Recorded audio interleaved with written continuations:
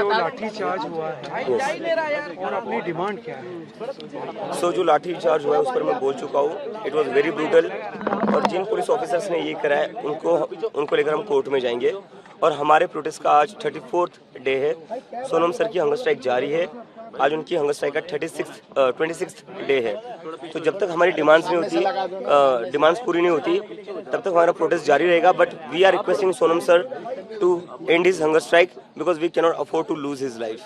ये बात 2 दिनों से लगातार जंतर मंतर के बाहर कुछ सड़कों पे हंगामा हो रहा है, बर्दाश्त हो रहे हैं। आप भी लगातार अपील कर रहे हैं कि ऐसी चीजें ना करें। कौन से लोग हैं? ये बाहर से लोग भेजे जा रहे जानबूझकर प्रोटेस्ट को खराब करने के लिए। हम यहाँ पर 1 महीने से बैठे हुए थे, 1 महीने में ऐसी कोई वारदात नहीं हुई। लेकिन अब क्या हो रहा है, जैसे ये प्रोटेस्ट बड़ा हो गया है तो ये बाहर से गुंडे भेजे जा रहे हैं बीजेपी द्वारा जानबूझकर लोगों को उकसाने के लिए। और यही लोग हैं जो पथराव कर रहे हैं बीजेपी के। पुलिस यहाँ पर पत्थरों के ट्रक लाकर रखती है, बीजेपी के गुंडे आते हैं, वो पत्थरबाजी करते हैं और फिर कॉकरोच जनता पार्टी के लोगों को बदनाम करते हैं। What about the discussion? The central cabinet ministers are saying door is open. Our door is, Jantar मंतर's door is also open. Abhijit Dipke जी, तुमची आता भूमिका काय नक्की नेमकी? तुम्ही आंदोलनावरती ठाम आहात, परंतु चर्चेसाठी तुम्हाला बोलवण्यात आलेलं आहे.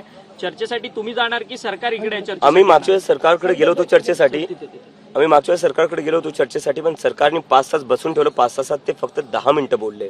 तर त्यांनी एका प्रकारे आमचा पूर्ण टाइम वेस्ट केलेला आहे. आता जर सरकारला चर्चा करायची असेल तेही सरकारच्या घरी होणार नाही. आता ती जंतर परंतु मंतर. दिपकेजी, या आंदोलनामध्ये अनेक वेगळ्या शक्ती देखील घुसलेल्या आहेत, तुमचं आंदोलन बिघडवण्याचं काम करतात आहेत. आणि या सगळ्या आंदोलन बिघडवत असताना पोलिसांचा देखील सौम्य लाठीचार्ज जो आहे तो आंदोलकांवरती होताना पाहायला मिळतोय. काय सांगाल या संदर्भात? जे लोक इथं उत्मात करतात पोलीस त्यांना काही करत नाही. 12 वर्षांच्या मुलींवर लाठीमार करतायत. ते 15 वर्षांच्या मुलींचे कपडे फाडून त्यांना मारतायत. पण जे सिव्हिल ड्रेसमध्ये काही लोक दगडफेक करत होते आणि असं पाहण्यात आले की काही पोलीसवाल्यांनी सुद्धा गाड्या फोडलेल्या आहेत. तर सिव्हिल ड्रेसमधल्या पोलिसांनी गाड्या फोडल्या, त्याचे व्हिडिओ आलेले आहेत. तर पोलीस कुठं ना कुठं कॉम्प्रोमाइज आहे. पोलीस कुठं ना कुठं जे बाहेरून गुंडे येत आहेत त्यांच्यासोबत मिळून हे प्रोटेस्टला डिस्टर्ब करायचा प्रयत्न करतात. जी, महाराष्ट्रात देखील मोठ्या प्रमाणात आंदोलन होताना पाहायला मिळतंय. मुंबईमध्ये राज ठाकरे, आदित्य ठाकरे किंवा अमित ठाकरे हे सगळेजण आता आंदोलनात सक्रियपणे सहभागी होतात आहेत. आंदोलक मुलांच्या पाठी उभे राहतात आहेत. आज प्रकाश आंबेडकरांनी महाराष्ट्र बंदची हाक दिली आहे, तर परवा पुन्हा एकदा दोन्ही ठाकरे बंधू एकत्रितरित्या आंदोलन करतायत. कशा पद्धतीने या सगळ्या आंदोलनाला बघताय आणि तुमचा जाहीर पाठिंबा काय तुमचा मेसेज आहे? माझा मेसेज हा जो मी आधीच म्हणत होतो की आता वेळ आलेली आहे. आपल्या सगळ्यांना आपले जे पॉलिटिकल डिफरन्सेस आहे ते बाजूला ठेवावे लागतील. आपले जे काही आयडिओलॉजिकल डिफरन्सेस आहे ते बाजूला ठेवावे लागतील.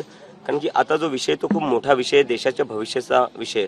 जर आज आपण एकत्र येऊन आवाज नाही उठवली किंवा आंदोलन नाही केलं तर ह्या देशात वाचवण्यासारखं काही राहणार नाही. मुलांचं भविष्य वाचवण्यासारखं. मुख्यमंत्री देवेंद्र फडणवीस म्हणतात की मुलांच्या खांद्यावरती बंदूक ठेवून हा सगळा आंदोलनाचा प्रकार सुरू आहे आणि फेसलेस आंदोलन आहे अशा पद्धतीची टीका करतात ते.